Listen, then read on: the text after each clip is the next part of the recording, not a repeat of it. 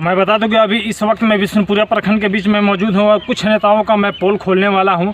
और एक चीज़ बता दूं कि आज बिशनपुरा प्रखंड से लेकर गढ़वा जिला ही नहीं, पूरे आज इस रांची यानी पूरे इसी झारखंड में जो आज कुछ नेताओं का जो सड़कों पर उतर कर जो नौटंकी हो रहा है, उस नौटंकी का मैं पर्दाफाश करने वाला। तो एक चीज़ मैं बता दूँ कि आज जो नेता लोग जो सड़कों पर उतर के झारखंड का सीएम हेमंत सोरेन का जो पुतला दहन किया जा रहा है, और इस पुतला को दहन जो मैं ये भी चीज़ बता दूं कि अभी तकरीबन 2 दिन पहले रांची में कुछ छात्र युवाओं के साथ लाठीचार्ज हुआ था, जिसमें कुछ बीजेपी के विधायक भी उसमें डंडे से उन लोगों को भी पिटाई हुआ था। उसी को लेकर आज विरोध हो रहा है।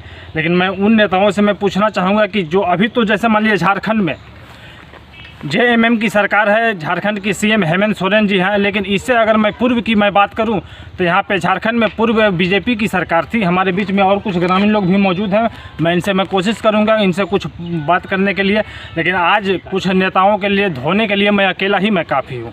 मैं बता दूँ कि झारखंड में हेमंत सरकार से पूर्व यहाँ पे बीजेपी की सरकार थी और यहाँ पे झारखंड का सीएम रघुवर दास जी थे। तो मैं नेताओं से, मैं विधायक जी से पूछना चाहता हूँ कि जिस वक्त रघुवर दास जी थे, क्या उस वक्त लाठीचार्ज हुआ था या नहीं? विधायक जी आपको इसमें जवाब देना है।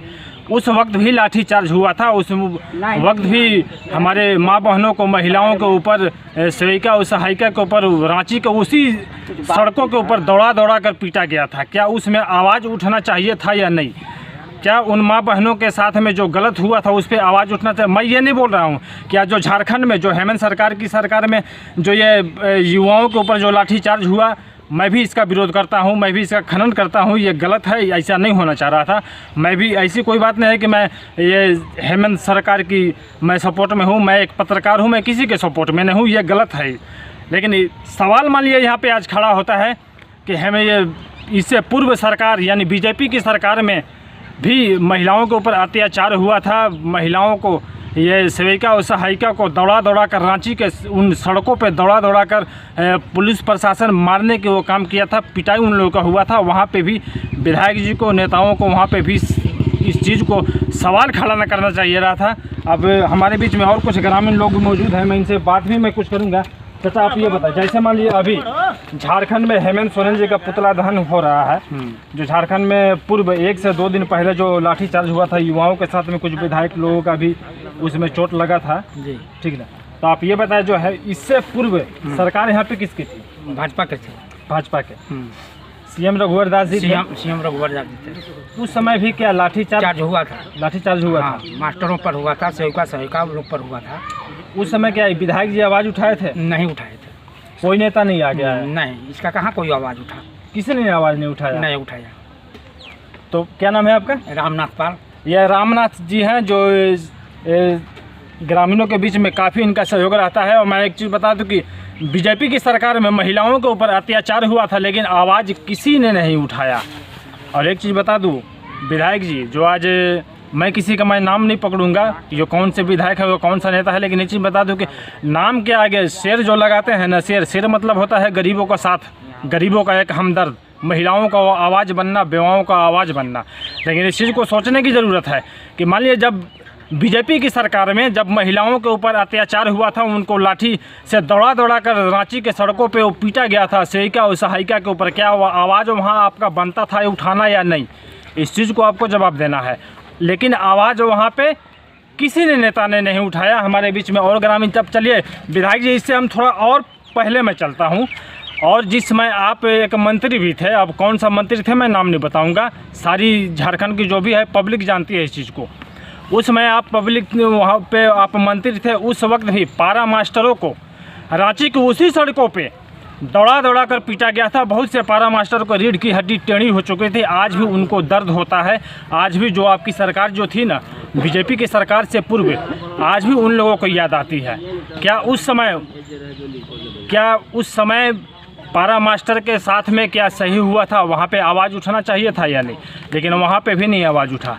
और एक चीज़ बता दूँ कि आज सिर्फ और सिर्फ आम पब्लिक को बरगलाने की काम की जाती है, उनको बेवकूफ़ बनाने की काम की जाती है।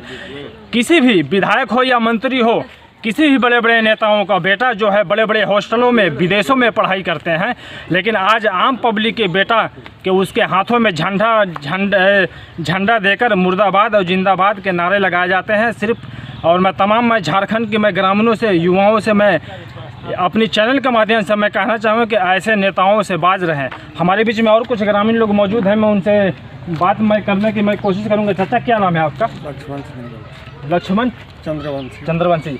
आप ये बताएं, आज जो मान लीजिए झारखंड में हेमंत सोरेन जी का पुतला दहन हो रहा है, जो अभी 2 दिन पहले जो रांची में जो युवाओं के साथ में जो लाठीचार्ज हुआ था, इसका मान लीजिए मैं भी विरोध करता हूँ, हमारी चैनल में विरोध करती है कि ऐसा नहीं होना चाह रहा था। लेकिन अगर मैं इससे पूर्व अगर मैं बात करूँ, जहाँ पे बीजेपी की सरकार थी झारखंड में, सीएम हेमंत सोरेन ये रघुवर दास जी थे, उस समय भी उसी रांची के सड़कों पे सेविका और सहायिका यानी माँ बहनों को दौड़ा कर पीटा गया था, लेकिन वहाँ पे किसी भी नेता ने विरोध नहीं किया। क्या इस पे कहना चाहेंगे आप?